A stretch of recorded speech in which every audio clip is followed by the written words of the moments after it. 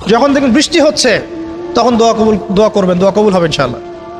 দোয়া করার আগে একবার বলবেন আলহামদুলিল্লাহ, কমপক্ষে একবার বলবেন আলহামদুলিল্লাহ রাব্বিল আলামিন, একবার কমপক্ষে। মানে প্রথমে আল্লাহর প্রশংসা করবেন, তারপর একবার দরুদ পড়বেন আল্লাহুম্মা সাল্লি আলা মুহাম্মাদ ওয়া সাল্লিম, তারপর হাত তুলে দোয়া শুরু করবেন।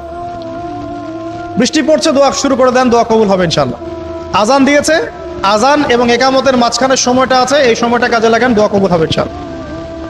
নামাজে দাঁড়িয়েছেন, সেজদায় গিয়েছেন, সেজদায় দোয়া করেন, দোয়া কবুল হবে ইনশাআল্লাহ। প্রশ্ন করে অনেকে যে ভাই সেজদায় কি বাংলায় দোয়া করা যাবে? হ্যাঁ যাবে, যদি আপনার নামাজটা নফল নামাজ হয়। কোন নামাজ হয়?